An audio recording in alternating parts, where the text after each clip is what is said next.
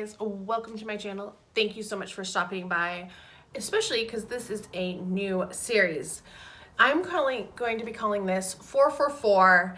It's kind of a way to look through and go back and revisit some of my palettes and make sure that I'm actually using the new palettes that I get as well. So what I'm doing with these is I'm trying a palette for 4 days and I'm doing 4 of them at a time, and then I'll come on here and review them and kind of talk through them and give some swatches as well.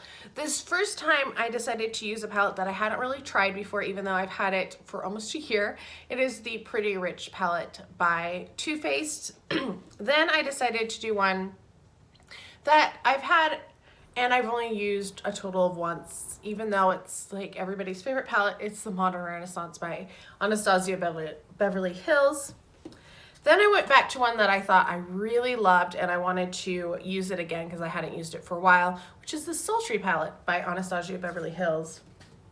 And then I thought, to make it kind of even and do 2 brands, I would round it out with a brand new palette to me, the Hot Buttered Rum palette by Too Faced. The thing that's really interesting to me is that there are 2 palettes in here that I ended up really liking and I'm really excited to use more of, and then 2 that I'm not as excited for, but not ones that I'm going to necessarily get rid of, but I'll kind of talk through why I liked or did not like them.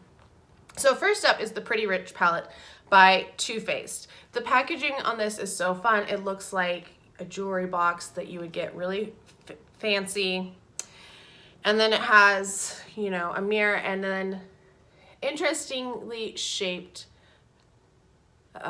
pans as well. The ones that are shaped a little differently are ones that are supposed to be glitters, and I was really excited about these because you weren't supposed to have to use a glitter glue with them.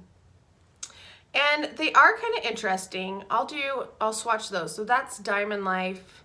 Then we have Fluent in Diamonds, Diamond Glitterati, and Diamonds for Breakfast. And they're going to show up to varying degrees. I think the gold one is the best of them. That's the one that I actually wore on my eyes when I was testing out this palette. But they show up more on your fingers than on your actual eyes, which is kind of frustrating. I wasn't too disappointed that they didn't apply that well because I don't really use a lot of glitters. I know glitters can be really dangerous for your eyes, so I try not to put them around my eyes just because I don't want to have anything happen to them. I am blessed enough to have good vision that I don't need glasses or contacts or anything, so I don't want to damage anything because I did something stupid like put glitter on and get it in my eye and scratch something. I was more interested in really the packaging and then the other shadows in here because I really have had good luck with Too Faced mattes and shimmers over the years. I'm going to swatch them for you. We're just going to do 1 row at a time because they do have a glitter in them too. So there's a shimmer, and then this is kind of a black. They do a lot of the black with the glitter in it, like very microfine glitter. Those ones don't swatch too terribly. This gray is a little lackluster compared to the other 2. I don't really reach for those shades though, which is, you know, kind of not great when those seem to be really well performing in a palette. Yeah. So starting with the other 3 rows, that's where I was really interested. Like, I love the golds in there. I love the warm browns and the pinks and such. And so I was very excited to go in and try them. This brown is super, like, it's rough and scratchy when you put your finger in to swatch it. It's a weird texture.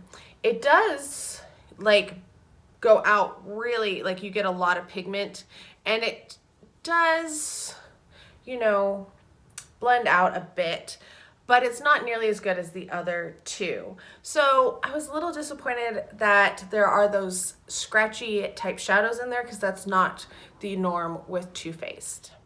So far there's 2 that work pretty well for me. Those two right there. The rest are ones that I either don't reach for really, or ones that I wouldn't wear when I go to work, because that's one thing that I do try to think about. Like, can I wear this to work, or is it going to be something that I can't wear to work?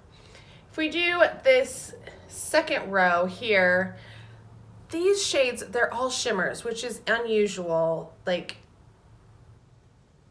not unusual so much, but I don't know what I'm trying to say. I do like that middle shade a lot, and that top one swatched well, but it's a little too stark to wear as a brow bone highlighter in everyday life.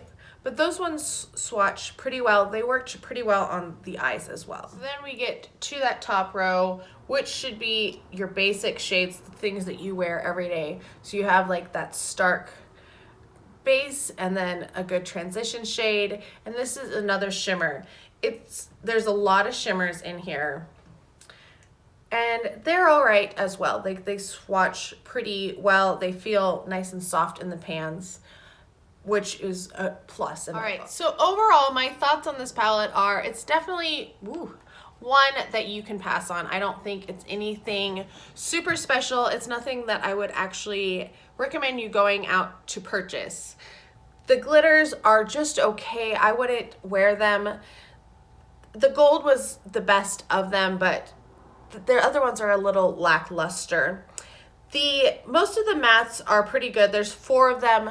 This one is really scratchy, which I don't like. The other ones blended out well. And then you have, you know, the few shimmers.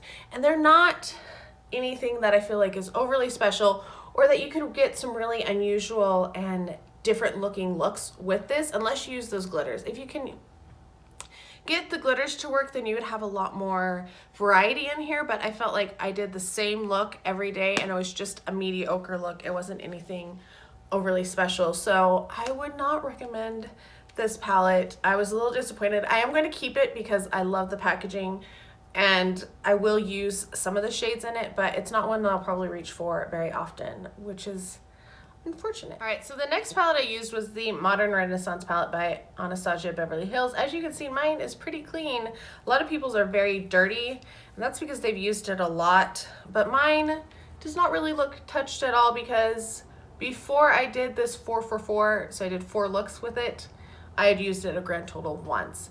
Looking at it, like, I should like it because of the colors, but I think why I don't reach for it is because of the lack of shimmers. There's only really 2 shimmers here, the Primavera and the Vermeer.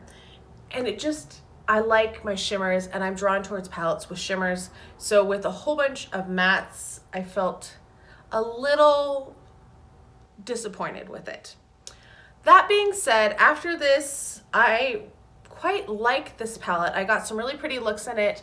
I got some nice compliments. I was wearing it in some of my videos, and I was complimented on the makeup that I was wearing, my eyeshadows.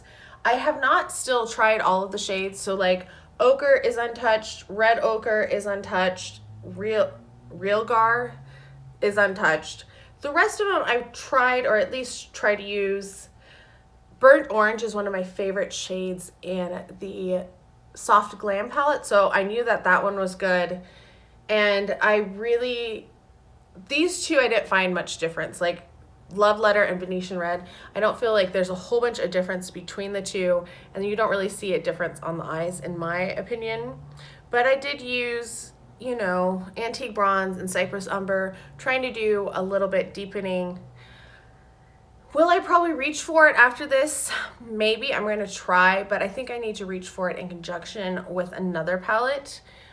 I'm not going to swatch this one because I feel like everybody's seen swatches of it, or I might just do swatches and show them really fast on my hand instead of talking about each one individually as I do it. All right, so I did swatch them all, which they seemed more in a line when my hand was laying down. But that's what they look like. So we have top, bottom, top, bottom, top, bottom, all the way down. You can see how those 2 are pretty similar in shade because they ended up being next to each other. But I don't know. I'm still not super inspired by the palette, but I did really like how well they all apply to the eyes. They're really soft and blendable, and they look nice once you get them on. I just feel uninspired by the layout and the lack of shimmers. Like, if there was a couple more pretty shimmers in there that I think were different shades, I would feel a little bit differently about the palette. Which is funny because the next palette I used was the Sultry palette by Anastasia Beverly Hills. This one doesn't bend back the same way that the other ones do because it is that hard like glitter. But this one has the opposite problem as my Modern Renaissance. It has so many shimmers in it that I felt like I was getting the same shimmer look every time I used it, instead of like a variety of really good, fun looks. So this has 1, 2, 3, 4, 5, 6, 7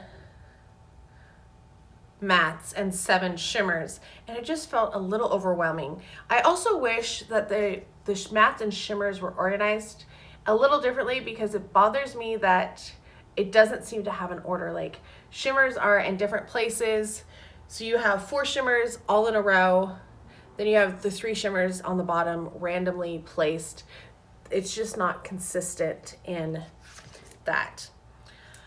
So as I was using this, I thought this is a palette I really like. I'm really excited to work with this because of all of those shimmers.